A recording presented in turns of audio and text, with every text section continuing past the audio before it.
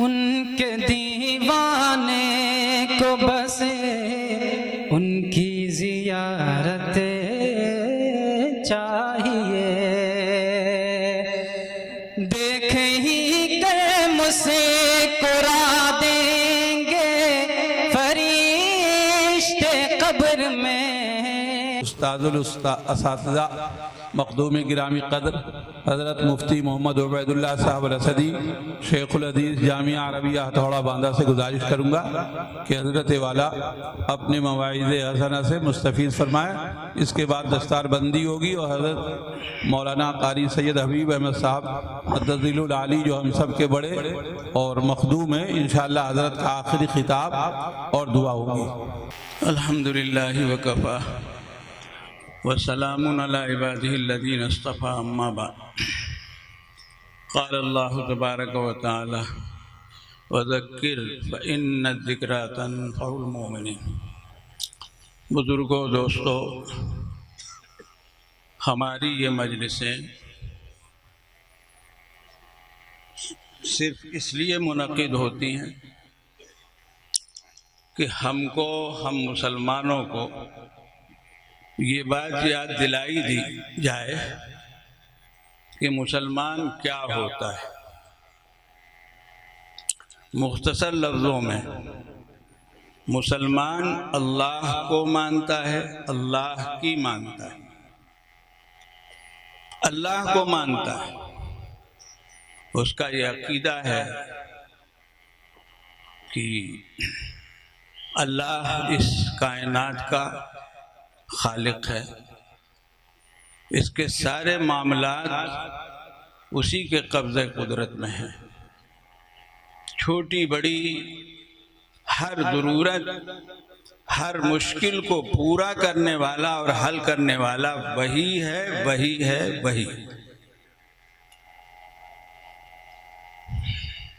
وہی ہمارا مالک، وہی ہمارا خالق، وہی ہمارا پالنہار، وہی ہماری ہر ضرورتوں کو پورا کرنے والا۔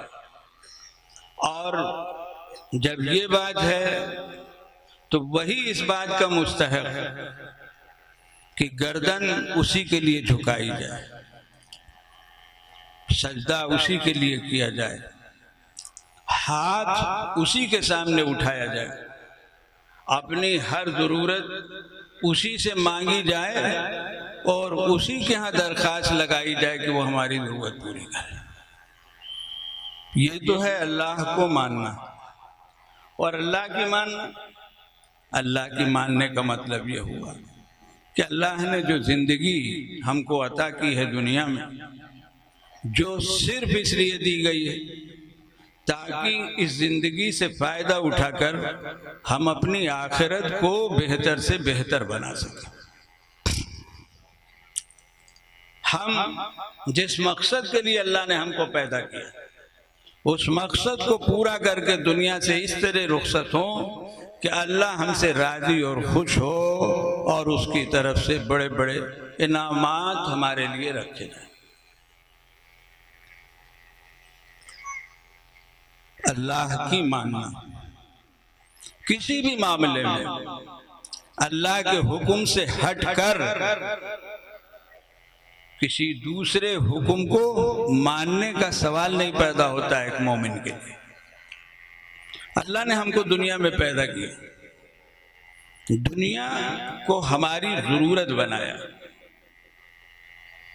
دنیا سے تعلق کسی حد تک کہ دنیا ہماری ضرورت ہے بس، لیکن ہم دنیا کو اللہ کے احکام پر اور آخرت پر ترجیح دینے لگ جائیں، یہ کسی طرح ہمارے لیے جائز نہیں۔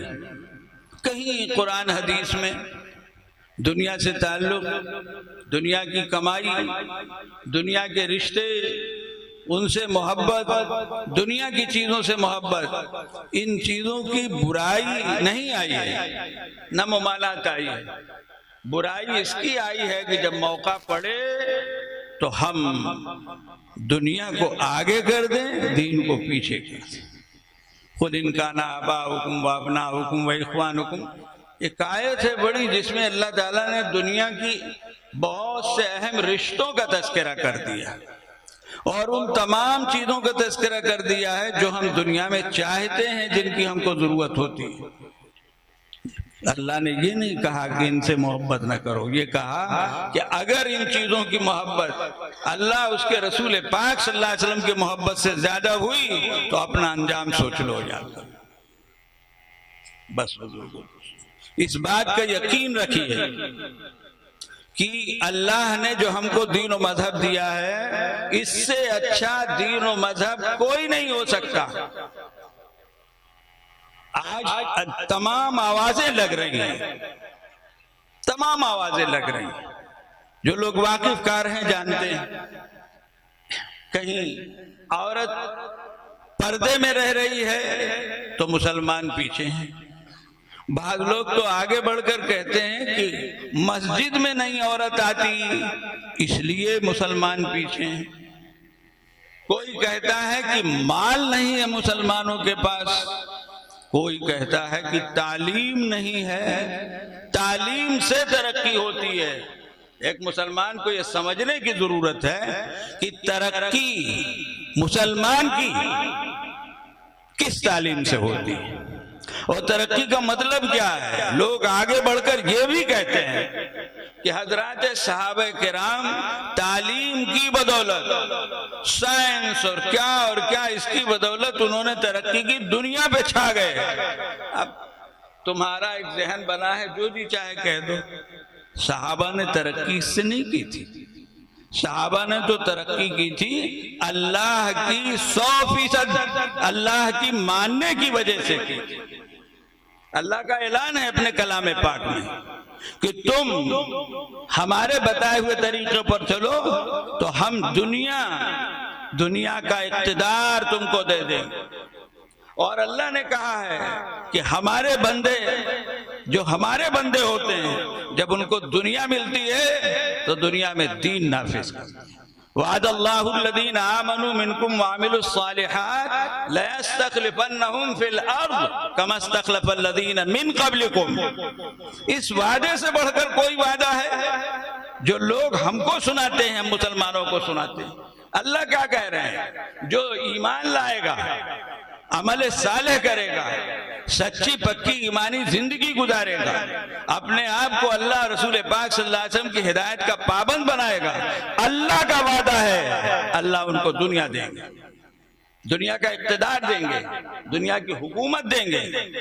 اور چونکہ مسلمان کی یہ شان ہے تو یہ بھی کہا گیا ہے الذین مکناہم فی الارض اقاموا الصلاۃ وآتوا الزکاۃ۔ دنیا کا کسی ملک میں اقتدار ہو تو مسلمان کھیل چلائے گا، اس کا نظام بنائے گا، دنیا کی پسندیدہ چیزیں ان کی طرف لپکے گا، یا سب سے پہلے اس بات کو اپنائے گا کہ ہم کو اللہ نے اپنے فضل سے اقتدار و حکومت دی ہے تو ہمیں اسی کے احکام کو پھیلانا چاہیے۔ ہم مکناہم فی الارض اقاموا الصلاۃ وآتوا الزکاۃ۔ بزرگوں، دوستوں، یاد رکھیے ہمارے یہ مدرسے چھوٹے ہوں بڑے ہوں، جو بھی دینی تعلیم کا مرکز ہیں، گاؤں دیہات کے چھوٹے چھوٹے مکتب سے لے کر دارالعلوم دیوبند، مدارالعلوم، دارالعلوم ندوۃ العلماء، اور آپ کے ہاں کیا کہنا، آپ کے علاقے کا تاج و سرتاج ہے جامعہ نور العلوم،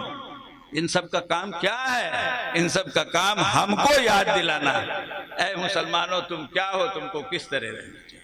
ہمارے مدارس کی محنت یہی ہے۔ آپ نے بہت کچھ سن لیا، بہت سے بڑے آئے، انہوں نے سنا دیا، وہ سب اس میں باتیں آ گئی، اب وقت لمبی بات کا نہیں ہے، بس یہ بات یاد رکھنے کی کہ یہ مجلس ماشاءاللہ بہت اچھی تعداد ہے، اللہ آپ حضرات کو جزائے خیر دے۔ علاقہ بھی کیا کہنا اہل ایمان کا ہے کہ اتنی رات ہو رہی، اتنی بڑی تعداد میں آپ یہاں بیٹھے ہوئے ہیں، یہ پیغام ہے ان جلسوں کا، خالی یہ تھوڑی کہ رونق کیا تھی، انتظام کیا تھا، کھانا پینا کیا تھا، کون لوگ آئے تھے، نہیں، پیغام لے کے جانا کہ ہم مسلمان ہیں، اللہ کو مانتے ہیں، اس کے سوا کسی کے سامنے سر نہیں جھکاتے، اللہ کی مانتے ہیں، اس کے ماں سوا کسی کا مشورہ اور کسی کا حکم نہیں مانتے ہیں۔ اللہ تبارک تعالی ہم سب کو ان باتوں کی سمجھ عطا فرمائے، سچا پکا ایمان عطا فرمائے، وہ زندگی عطا فرمائے کہ آنکھ بند ہونے کے ساتھ ہی اس کے انعامات کے دروازے کھل جائیں۔ وآخر دعوانا الحمدللہ رب العالمین۔